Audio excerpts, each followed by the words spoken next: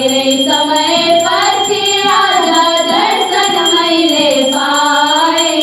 धेरै समयपछि आज दर्शन मैले पाएँ। मनको बिन्ती आमा हजुरलाई सुनाए। मनको बिन्ती आमा हजुरलाई सुनाए। सम्पूर्णमा राधे राधे। अनन्त कोटि अखिल परब्रह्म परमात्मा जगत जननी श्री स्वस्थानी परमेश्वरी माताको चरण कमलमा नमन गर्न चाहन्छु। म आज हजुरहरूलाई 17औं अध्यायको कथा श्रवण गराउन गइरहेकी छु। कथा भनेर सुन्ने सबैले चन्दन अक्षता फूल लिएर हात जोड्नु। यं ब्रह्मा वरुणेन्द्र रुद्र मरुतस्तुन्वन्ति दिव्यस्तवे वेदे साङ्ख्यप्रदाक्रमोपनिषदे गायन्ति यं सामगा ध्यानावस्थित तद्गतेन मनसा पश्यन्ति यं योगिनो यस्यन्तं न विदुषुरासुरगणा देवाय तस्मै नमः। श्रीमच्चन्दनचर्चितो जलमुखो पुष्प शुक्लाम्बरा मल्लिका मालालङ्कृतकुण्डला प्रविलसन् मुक्तावली शोभिता सर्वज्ञाननिधान पुस्तकधरा रुद्राक्षमालाधरा वाग्देवी वदताम्बुजे वसतु मे त्रैलोक्यमाता चिरं। मुखं करोति वाचालं पङ्गुलं गयति गिरिं यत्कृपातमहं वन्दे परमानन्दमाधवं। नमो भगवते तस्मै व्यासायामृततेजसे यस्य प्रसादं वक्ष्यामि नारायणी कथामिमं। नारायणं नमस्कृत्यं नरं चैव नरोत्तमं देवीं सरस्वतीं व्यासं ततो जयमुदीरयेत्। अथ सप्तदशोऽध्याय। कुमारजी आज्ञा गर्नुहुन्छ। हे अगस्त्य मुनि, त्यसपछि महादेव राजहंसहरूका राजा भएर मानसरोवरमा अनेक हंसका साथ जलक्रीडा गरिरहनु भएको थियो। त्यही अवसरमा विष्णुलाई ठुलो बेगले आएको देखि राजहंस रूप महादेव भन्नुहुन्छ, हे विष्णु, यस्तो बेगले म कहाँ के काम परेर आयो? तिमीलाई के कष्ट आइलाग्यो भन।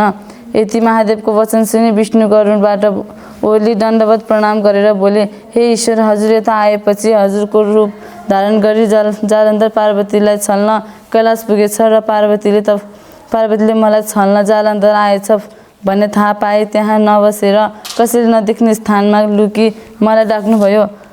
अनि म गएर सारा विस्तार बुझी यहाँ आएको हुँ। अब म गएर त्यसकी स्त्री वृन्दाको पतिव्रता नाश पारेर आउँछु।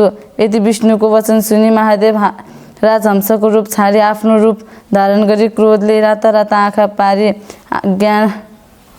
आज्ञा गर्नुभयो। हे विष्णु, त्यसो हो भने म अब कैलाश जान्छु। तिमी वृन्दा कहाँ गएर त्यसको पतिव्रता धर्मनाश पारेर आऊ। त्यस पापिष्ट जालन्धरलाई म नमानी छाड्ने छैन भन्दै पाखुरा निमुठी क्रोधयुक्त भएर विष्णुलाई पठाए।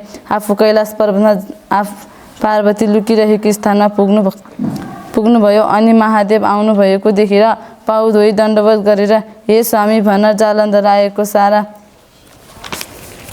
वृत्तान्त वर्णन गरिन्। अनि महादेव आज्ञा गर्नुहुन्छ, हे प्रिय, म त्यो पापिष्ट जालन्धरलाई नमारी छाड्दिन। विष्णु वृन्दाको सत्य डगाउन गएका छन्। उनी आउन साथ युद्ध गरेर त्यसलाई मार्नेछु भनी गौरी शङ्कर दुवैजना कुरा गरिरहे। उता विष्णु जालन्धरको रूप लिएर अन्त पुनः पुगे। जालन्धर रूप विष्णु आएको देखेर वृन्दाको स्वामी आए भने पाउ धोई भित्र लगेर बसालिन्। अनि सोधिन्, हे स्वामी, पार्वतीलाई छल्न जानुभएको के गरेर आउनुभयो? पार्वती म भन्दा कतिकी सुन्दर रहेछन् भन्नुहोस्।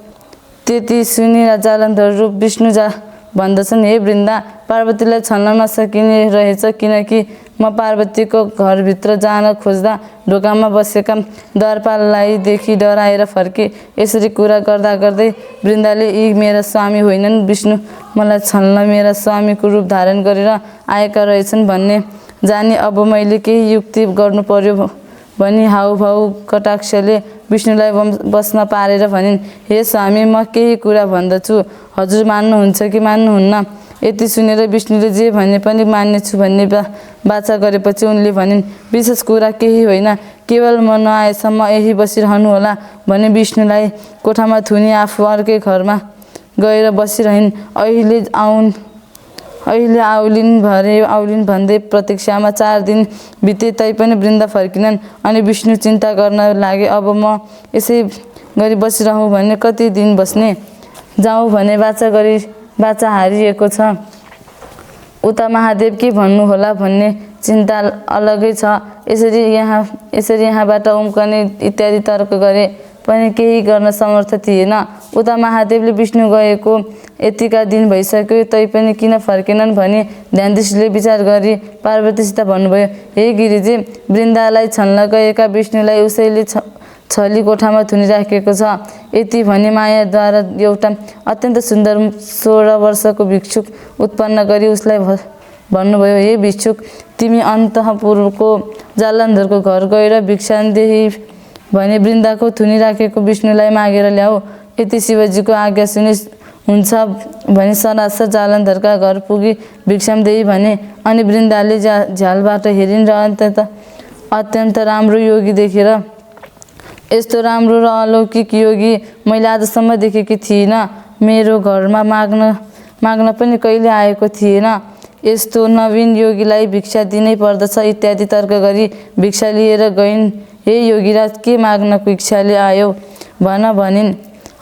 अनि योगीले भने, केही माग्ने इच्छाले आएको हुँ, दिने भए माग्छु, नदिने भए व्यर्थ के माग्नु। यति सुनि वृन्दाले भनिन्, मैले दिन हुने वस्तु जे मागे पनि दिन्छु भनी वाचा गरेपछि योगीले भने, अरू केही चाहिन्न, केवल तिमीले कोठामा थुनिराखेकोलाई माग्दछु, त्यही एउटा देऊ। योगीको वचन सुनेर वृन्दा मनमा नै विचार गर्न लागिन्, अब के गरौँ। यस योगीले छल गरेर बाचा बन्धन गराइ माग्यो, नदिए बाचा हारिन्छ, जे भए पनि बाचा हार्नु अनुचित हो।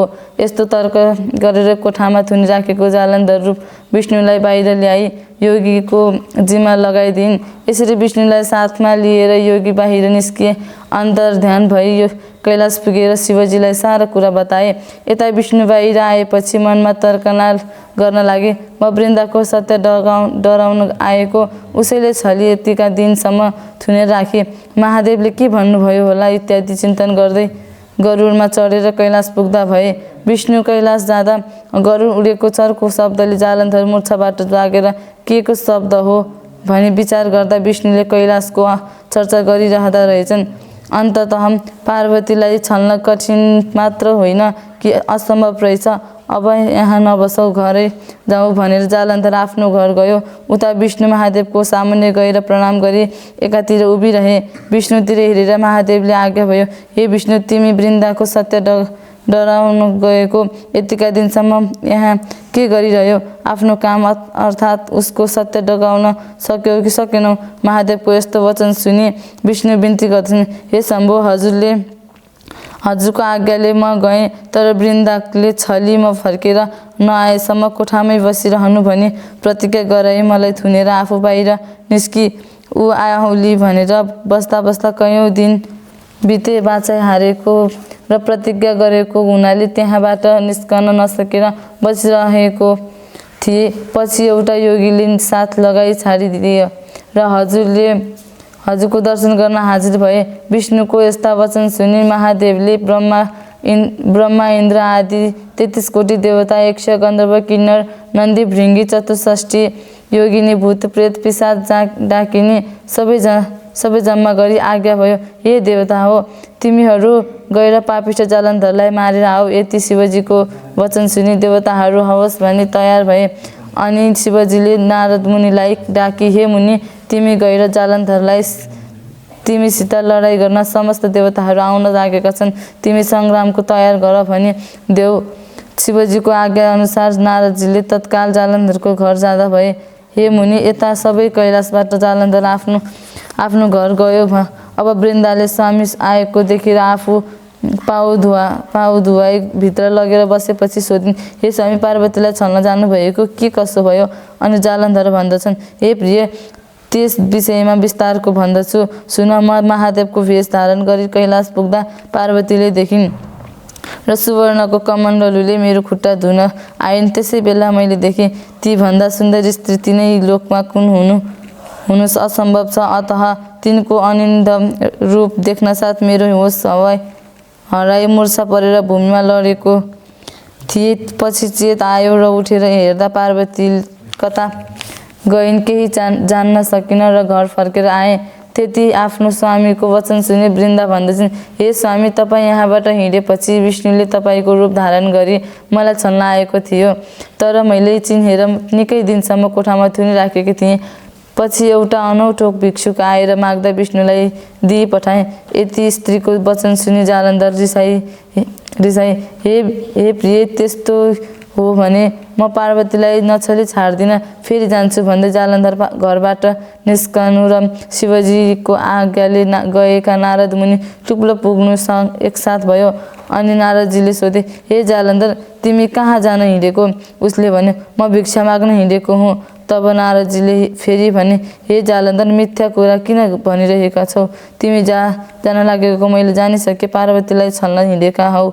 सुन, तिमीसित लडाइँ गर्न ब्रह्मादि सकल देवताहरू आउन तयार भई खबर दिन मलाई पठाएका हुन्। अब तिमी अन्त कतैतिर जानपट्टि नलागेर आफ्नो फौज र शस्त्रास्त्र लिई सङ्ग्रामको तयारी गर। यति नारदजीको कुरा सुनि त्यसो भए धरै फर्किन्छु भनी आफ्नै पत्नीलाई नारदसित भएका सबै कुरा बुझाई। अब म सङ्ग्राममा जान्छु, तिमी घरको सम्भार गर भनी हातमा त्रिशूल लिए आफ्ना समस्त सेना जम्मा गरी देवताहरूसित लडाइँ गर्न कैलाशतर्फ गयो। नारदजीले कैलाश पुगी जालन्धरसित भएको सारा कुरा शिवजीलाई बिन्ती चढाए। त्यसपछि महादेवले ब्रह्मा, विष्णु, इन्द्र, यम आदि सकल देवताहरूलाई युद्ध गर्न जाओ भनी आज्ञा दिनुभयो। महादेवको आज्ञा पाउन साथ समस्त देवताहरू नाना तरहका बाजा बजाई सिंहनाद गर्दै प्रलय कालको मेघ झैँ गर्जदै कैलाशबाट हिँडे। बाटोमा दुवै तर्फका सेनाको जम्काभेट भएर भयङ्कर सङ्ग्राम आरम्भ भयो। देवताहरूको बेसरी चिच्याए, अनेक शस्त्रास्त्र प्रहार भए, तर तिनको प्रहारले जालन्धरलाई केही हानि गर्न सकेन। आफूले प्रहार गरेका शस्त्रास्त्र शत्रुको केही हानि गर्न नसकेकोले देखेर देवताहरू मनमा दिक्क मानि आफ्ना शस्त्र झिकी चुपचाप भए।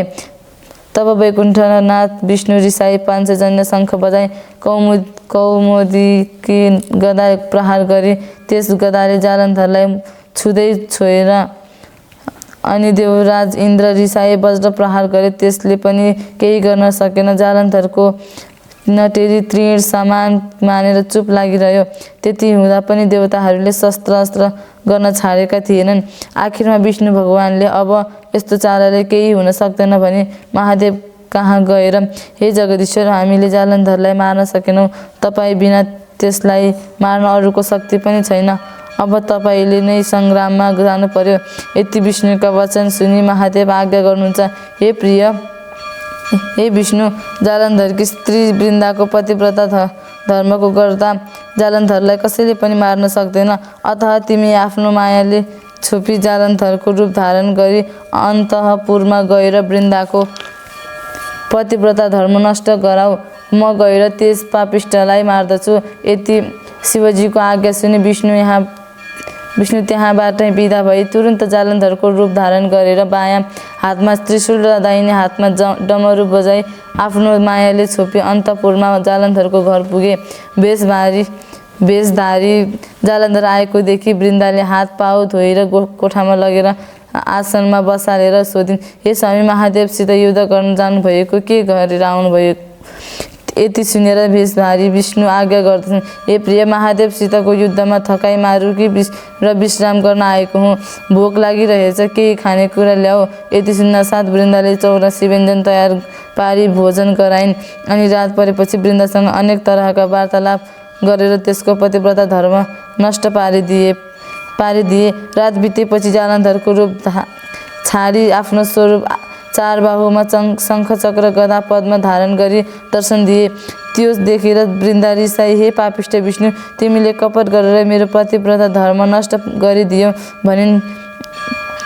अनि विष्णु आज्ञा गर्नुहुन्छ, हे वृन्दा, आज जालन्धरलाई शिवजीले हिजै मारिसके। अब तिमीले म वैकुण्ठको अधिपति भएको नारायण जस्तोलाई स्वामी पाएपछि तिमीलाई के को चिन्ता? तिमी पत्याउनु भनी एक छिनमा समाचार पाउली भनी नाना तरहसित वृन्दालाई बुझाउँदा भए। इति श्री स्कन्द पुराणे केदारखण्डे माघ महात्म्य कुमार अगस्त संवादे श्री स्वस्तानी परमेश्वरी व्रत कथायां वृन्दा प्रतिव्रता धर्म हरणम नाम सप्तमोध्याय। सम्पूर्णले चन्दन नक्षत्र फुल लिएर हात जोड्नु।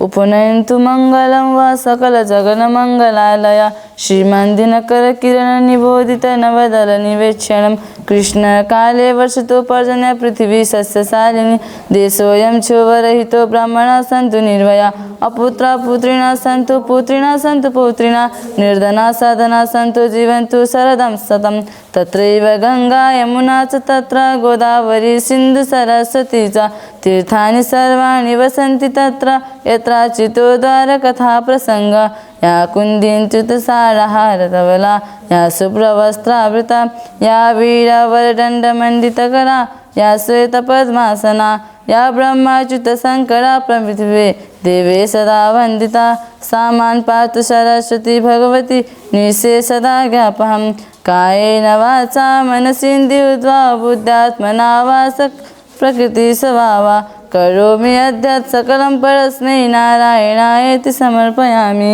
इति श्रीस्कन्देवार्पणमस्तु।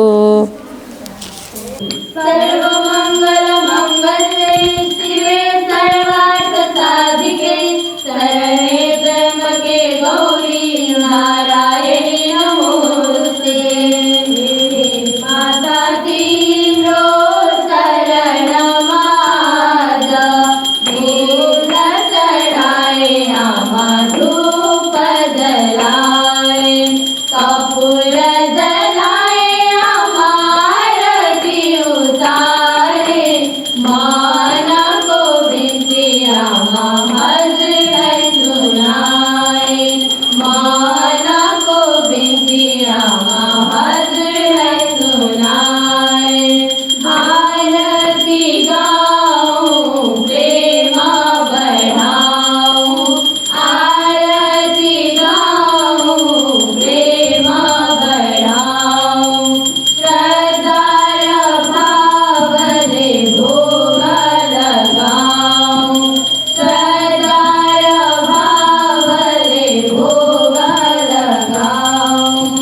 मेरे समय पति राजा दर्शन मैले पाए मेरे समय पति राजा दर्शन मैले पाए मान को बिनती आमा हजर सुनाए मान को बिनती आमा हजर सुनाए। भगवान जय श्री स्वस्तानी परमेश्वरी माता को जय।